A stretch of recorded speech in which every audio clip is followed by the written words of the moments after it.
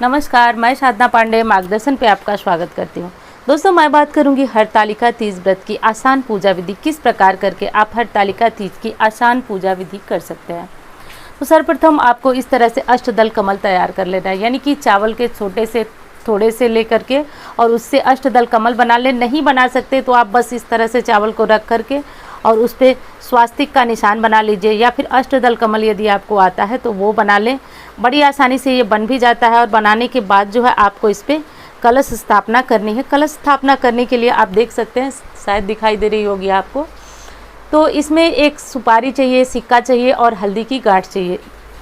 इसे रख करके आपको यहाँ पे कलश स्थापना करना है। आप जानते हैं कि कल ये इसमें हरतालिका तीज व्रत में दीप कलश प्रज्वलित किया जाता है, तो उसके लिए आपको इस तरह से थोड़े से चावल रख लेने हैं और अगला काम करना है, आपको दीपक प्रज्वलित करना है।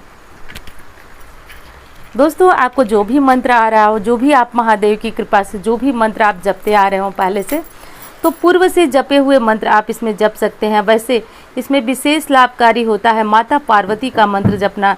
दुर्गा सप्तशती का काफ़ी सिद्ध मंत्र है। ओम देहि में आरोग्यम सौभाग्यम, देहि में परम सुखम, रूपम देहि जयम देहि, यशो देहि दिशो जहि। कलश में मैंने इस तरह से कलावा इसके गले में बांध लिया है। देखिए, आपको चीज़ें बहुत अच्छी तरह से समझ में आ जाएंगी, क्योंकि मैंने एक हरतालिका तीज की पूजा सामग्री की वीडियो दी है। इससे आपको बहुत अच्छी तरह से समझने में मदद मिलेगी। अब इसके बाद सर्वप्रथम आप सभी जानते हैं कि सर्वप्रथम श्री गणेश की पूजा आराधना होती है। और मैंने इस तरह से जो मिट्टी की मूर्ति तैयार कर ली है, ये महादेव जी हैं और यहाँ पे माता पार्वती हैं। शायद आपको दिखाई नहीं दे रहा हो, लेकिन यहाँ माता पार्वती है, ये नंदी जी हैं और ये हैं श्री गणेश जी और ये कार्तिकेय जी। तो सबसे पहले जो है श्री गणेश जी को स्नान कराएंगे। ओम श्री गणेशाय नमः, ओम श्री गणेशाय नमः। स्नान करा लें आप। उसके बाद जो है वह महादेव जी को स्नान कराएंगे। आपको जो भी मंत्र आए उसको बोलते हुए आपको महादेव जी को स्नान कराना है। स्नान की विधि जो है, सबसे पहले आपको साधारण जल से स्नान कराना है।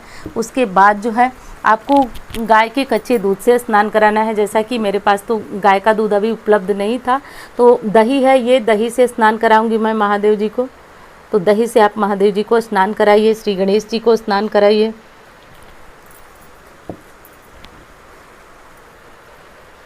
उसके बाद देवता को, यानी कि माता पार्वती जी को, नंदी जी के, सभी को स्नान कराना चाहिए आपको, क्योंकि हरतालिका तीज पूजा का एक साधारण सी विधि ये है कि आपको संपूर्ण देवताओं की पूजा, यानी कि संपूर्ण शिव परिवार की पूजा आपको एक साथ करनी होती है। ये पूजा जो है आपको बता रही हूँ, ये बिल्कुल पूर्ण पूजा है। इस तरह से यदि आप पूजा करते हैं तो आपकी पूजा जो है वह पूर्ण हो जाती है और किसी प्रकार की त्रुटि इसमें नहीं होती है। तो ये विधि काफ़ी आसान है, जो कि आपकी पूजा को पूर्ण कराएगी। और जब आप स्नान कराएं तो शुद्धोदक स्नान न कराना भूलें, क्योंकि दोस्तों ये जो आप देख रहे हैं ये शुद्धोदक स्नान कहा जाता है। शुद्धोदक स्नान से आपकी पूजा जो है वह पूर्ण होती है, इस बात को ध्यान रखें। ये विधि जो है बहुत साधारण है लेकिन बहुत सही है, जिससे आप अपनी पूजा को पूर्ण कर सकते हैं।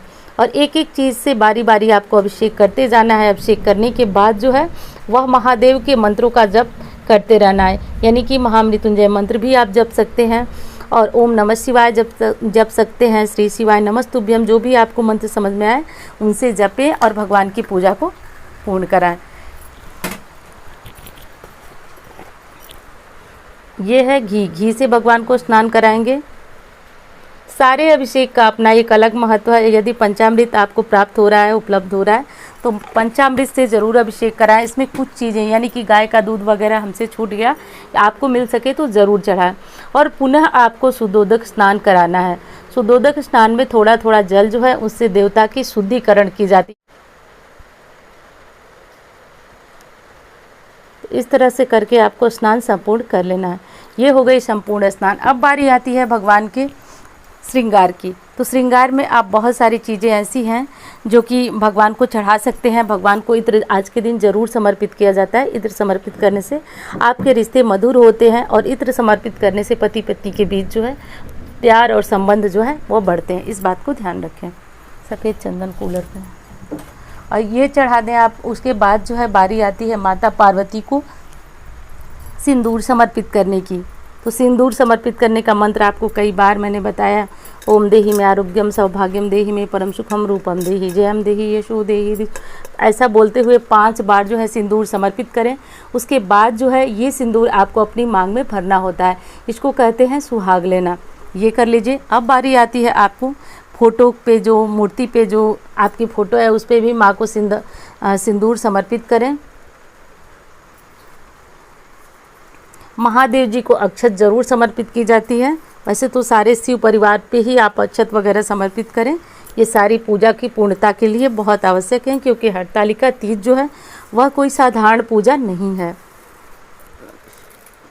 इस तरह से करके आपको अपनी पूजा संपूर्ण कर लेनी है। पुस्तक पूजन का भी विधान है, जैसा कि कोई भी विशेष पूजन आप करते हैं तो उसमें पुस्तक पूजन का भी विधान है, तो ये भी काम आप ज़रूर कर लें।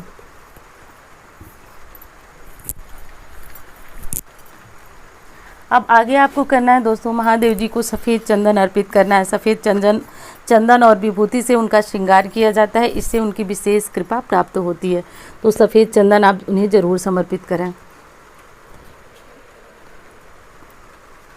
ओम नमः शिवाय।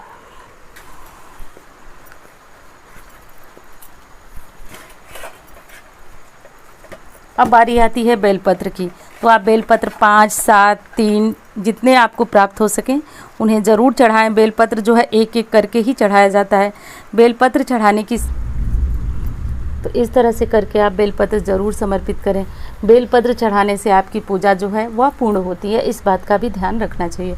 बेलपत्र आज के दिन क्या सब हमेशा आप माता गौरी को भी समर्पित कर सकते हैं, श्री गणेश जी को भी समर्पित कर सकते हैं, नंदी जी को भी समर्पित करें, कार्तिकेय जी को भी समर्पित करें। तो ये होती है आपकी संपूर्ण पूजा। इस तरह से करके आप जो है वह करें।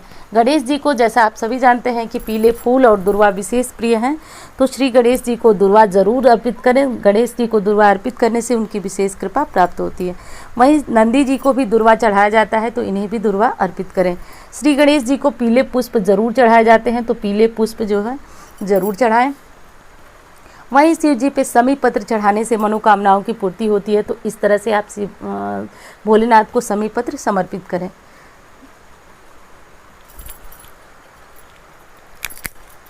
ये है आंकड़े के पुष्प। आंकड़े के पुष्प जो है चढ़ाने से आपकी कामनाएं पूर्ण होती हैं, निरोग होते हैं और दाम्पत्य जीवन में आने वाली कड़वाहट दूर होती है। माता गौरी को आज के दिन जो है, आज के दिन क्या हमेशा ही लाल पुष्प जरूर समर्पित करना चाहिए। लाल पुष्प समर्पित करने से उनकी विशेष कृपा प्राप्त होती है।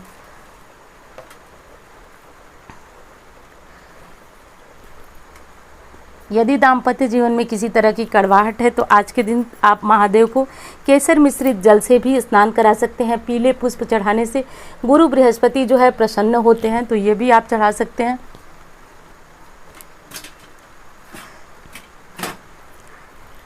अगला चीज़ करें दोस्तों कि जब आपकी पूजा जो है वह पूर्ण हो जाए, तो इस बात का ध्यान रखें कि आपकी पूजा करते समय आप जो है बोले नहीं, बिल्कुल भी बात ना करें और आप अपने काम जो है वह करते रहें।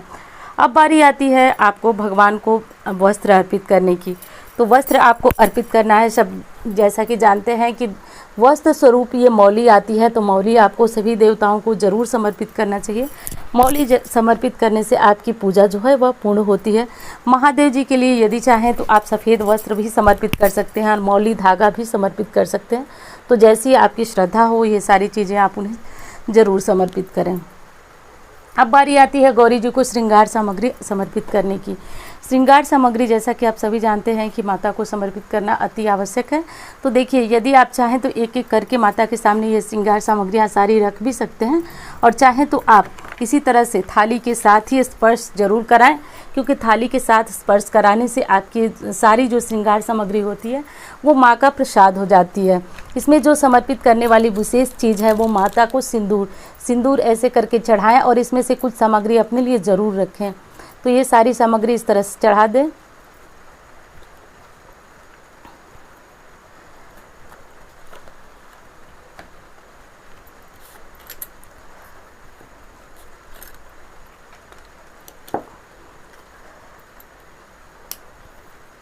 इस तरह से करके आप सारी सामग्री यहाँ पे माँ को समर्पित करें। अब बारी आती है दक्षिणा की। जब आपकी पूजा पूर्ण हो जाए तो कुछ ना कुछ दक्षिणा अवश्य रखना चाहिए। दक्षिणा यहाँ समर्पित करके और इस तरह से रख के और बाद में आप जो है इसे ब्राह्मण को दान दे सकते हैं।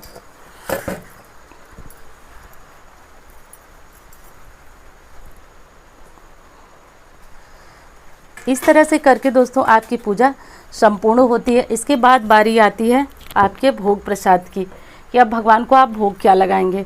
तो आप चाहें तो भगवान को बहुत सारी चीज़ें, बहुत स्थानों पे गुझिया इत्यादि का भोग लगाया जाता है, बहुत स्थानों पे मात्र ऋतुफल का भोग लगाया जाता है। तो आप अपनी स्थानीय मान्यता देख लें कि आपके यहाँ किस चीज़ का कैसे भोग लगाया जाता है, तो आप वो लगा दें।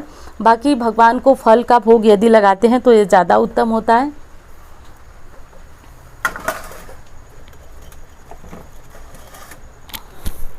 ये माता गौरी और शिव जी को जरूर अर्पित करें। इसे अर्पित करने से जो है भोग प्रसाद रिश्ते में मिठास आती है।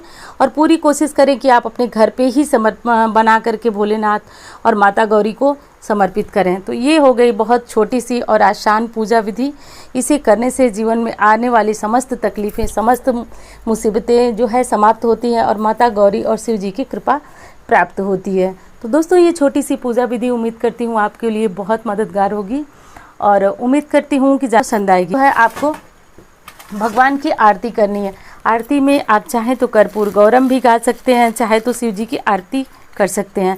शिव जी की आरती करने के लिए आपको जो है या तो पुस्तक है तो आप पुस्तक से भी कर सकते हैं, नहीं है तो आपको, लेकिन आरती करने से पूर्व आपको एक चीज़ और ध्यान देना होगा कि आपको हरतालिका तीज व्रत की कथा पढ़नी होगी या पंडित जी से सुननी होगी। दूसरी चीज़ आपको ध्यान ये भी रखना है कि आप भगवान शिव की ओम जय शिव ओमकारा वाली आरती गा सकते हैं। कर्पूर गौरम करुणावतारम संसार सारम भुजगेंद्रहारम सदा वसंतम हृदय विंदे भवम भवानी शैतम, ये भी गा सकते हैं। तो जो आपको उचित लगे वो गाएं। और ये बड़ी साधारण सी आसानी से घर में करने वाली पूजा विधि। उम्मीद करती हूँ जानकारी आपको पसंद आएगी। धन्यवाद।